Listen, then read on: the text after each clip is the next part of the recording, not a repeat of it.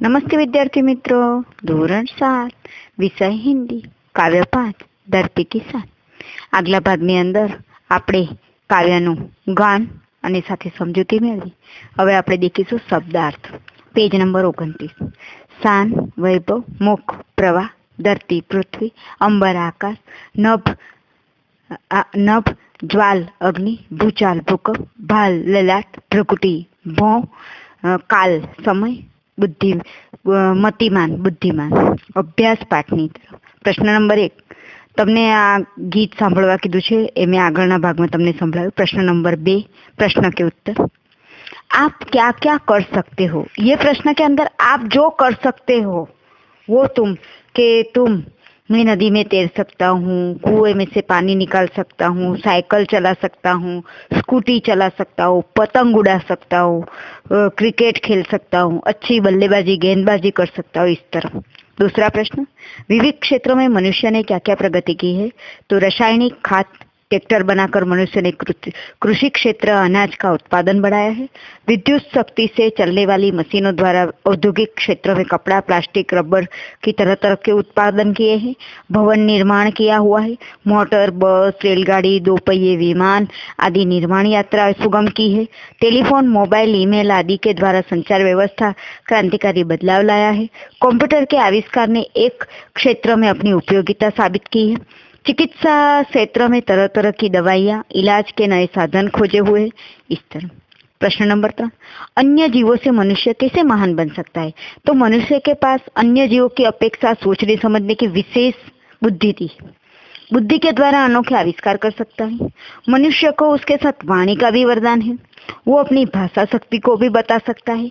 उसके बल पर सभ्यता, संस्कृति को विकास भी कर सकता है।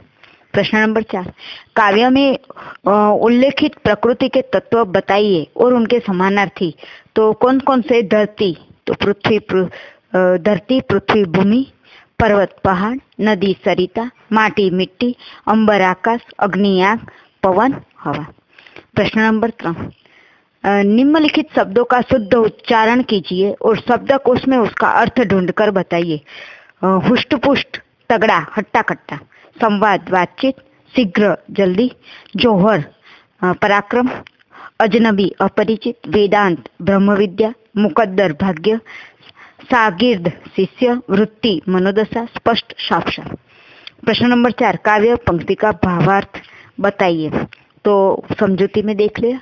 अब स्वाध्याय में आएंगे, प्रश्नों के उत्तर दीजिए। मनुष्य क्या क्या कर सकता है? तो मनुष्य पहाड़ों को भी तोड़ सकता है, नदियों के बहाव की दिशा बदल सकता है, मिट्टी में से अमृत निकाल सकता है, धरती और आकाश को एक कर सकता है। इस प्रकार मनुष्य युग का आह्वान कैसे कर सकता है? तो मनुष्य की वाणी बड़ी शक्ति है। वाणी के बल पर वह लोगों को प्रभावित कर सकता है, वह लोगों के विचार बदल सकता है। इस प्रकार 3, मनुष्य यदि हिम्मत से काम ले तो क्या हो सकता है? अगर मनुष्य हिम्मत से काम ले तो धरती पर पापों बढ़ने का रोक सकता है, दुनिया में बढ़ने वाली पशुता को कम कर सकता है। इस प्रकार। प्रश्न नंबर 2, उचित जोड़ मिलाइए। આપણે જે जोड़ जोड़ो कहिए छे ए। मनुष्य की आत्मा में स्वयं भगवान है। मनुष्य के नैनों में ज्वाल है। मनुष्य की भ्रुकुटी में तांडव का ताल है। मनुष्य की वाणी में युग का आह्वान है। मनुष्य की छाती में महाकाल है। प्रश्न नंबर 3, विकल्प। मनुष्य चाहे तो काल को थाम ले, मनुष्य चाहे तो धरती को अंबर से जोड़ दे, मनुष्य चाहे तो माटी में से अमृत निचोड़ दे। प्रश्न नंबर 4, विरुद्धार्थी शब्द देकर वाक्य में प्रयोग करना है। विरुद्धार्थी तो लिखना ही है, साथ में वाक्य में प्रयोग भी करना है। तो धरती, आकाश, तो पक्षी आकाश में उड़ रहे हैं। अमृत, विष, शंकर जी ने विष पी लिया। जो जवाब दिया हुआ है उनका वाक्य बनाना है, बराबर। वरदान, अभिशाप, दहेज प्रथा एक अभिशाप है। ऊंचा नीचा, शर्म से सिर नीचा हो गया। पाप पुण्य, विद्या का दान बहुत बड़ा पुण्य है। जीवन मृत्यु, वीर पुरुष मृत्यु से डरते नहीं। प्रश्न नंबर 5, शब्द को शब्दकोश के क्रम में रखकर उनका अर्थ शब्दकोश से जानिए। जैसे तूफान, वरदान, नयन, शीश, क्षति, आईना, संस्कार। ये है तो उनका आईना, दर्पण। शब्दकोश में पहले मैंने शब्दकोश में भी रख रही हूँ, फिर उसका अर्थ भी बता रही हूँ। तो आईना, क्षति, झंकार, तूफान, नयन, वरदान, शीश। अब उसके अर्थ बता रही हूँ। आईना, दर्पण, क्षति, हानि, झंकार, पायल, तूफान, अंधी, नयन, नेत्र, वरदान, कृपा, शीश, मस्तक। तो इस तरह विद्यार्थी ये पूरी काव्य की जानकारी ली। ये धरती की ही नहीं, आकाश भी मानव की बुद्धि है, प्रतिभा है, कौशल है।